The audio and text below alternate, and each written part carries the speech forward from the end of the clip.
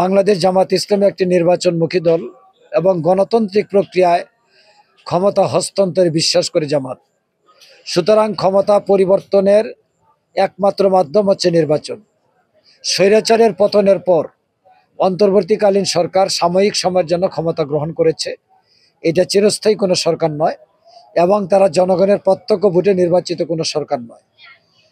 স্বাভাবিকভাবেই গণতান্ত্রিকভাবে যারা নির্বাচিত হবেন তারা রাষ্ট্রের দায়িত্ব গ্রহণ করবেন।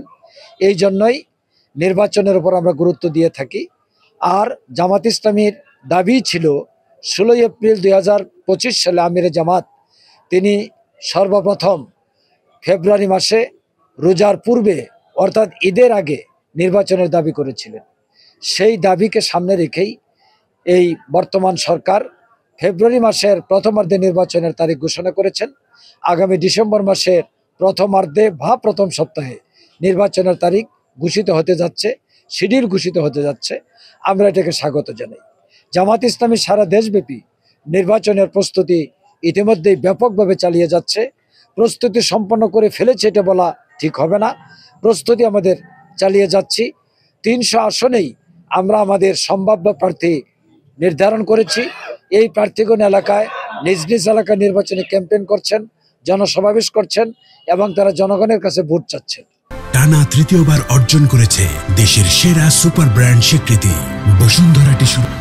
আবার আমরা এই চেষ্টা চালিয়ে যাচ্ছি সকল ইসলামী দল এবং সমমনা দল নিয়ে একটি ঐক্যমতের ভিত্তিতে নির্বাচন করা।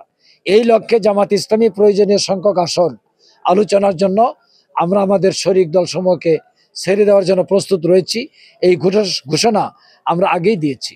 সুতরাং 300 আসনে জামাত ইসলামের প্রস্তুতি এবং শরিক দলকে ছেড়ে দেওয়া, এই ক্ষেত্রে নির্বাচনের প্রস্তুতি এবং চলমান কার্যক্রমে কোনো ব্যত্যয় ঘটবে না। জামাত তার কার্যক্রম চালিয়ে মাঠকে প্রস্তুত করে যাচ্ছে। আমরা আশাবাদী এবং সন্তুষ্ট যেভাবে যে পরিমাণ সাড়া আমরা জনগণের কাছ থেকে পাচ্ছি। আগামী নির্বাচনে জামাত বিপুল ভোটে বিজয় লাভ করবে এবং সরকার গঠন করার মতো সংখ্যাগরিষ্ঠতা অর্জন করবে ইনশাআল্লাহ।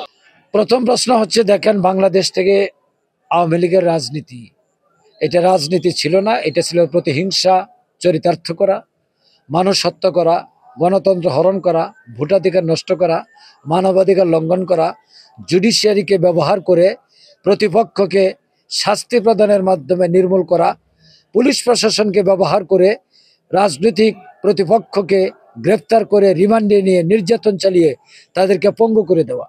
এই খেলাই 15.5 বছর আওয়ামী লীগ করেছে। সুতরাং they lost their political character and identity. প্রকৃতপক্ষে তাদের রাজনীতির কোনো চরিত্র নেই। এই প্রেক্ষিতে জনগণ তাদের বিরুদ্ধে অবস্থান নিয়েছে। তাদের বিরুদ্ধে অবস্থান নেওয়ার পর তারা গোপন অবস্থান থেকে বিভিন্ন ধরনের বক্তব্য রেখেছেন বা রেখে যাচ্ছেন। এই বক্তব্য জনগণের কাছে গ্রহণযোগ্য হবে না, কোনো আমলে নেওয়া হবে না। একটি পর্যায়ে দেখা যাবে এই বক্তব্যের কারণে তাদের ভবিষ্যৎ আরো কঠিন হয়ে দাঁড়াবে। সুতরাং আমি মনে করি তারা চরিত্রের দ্বারা, আচরণের দ্বারা নিজেদেরকে সন্ত্রাসী প্রমাণ করেছেন এবং জনগণ থেকে প্রত্যাখ্যাত হয়েছেন, তাদের এই গোপন আস্তানা থেকে বক্তব্য দেওয়াটা এটা গ্রহণযোগ্য নয়। তাদের জন্য আত্মঘাতী হবে।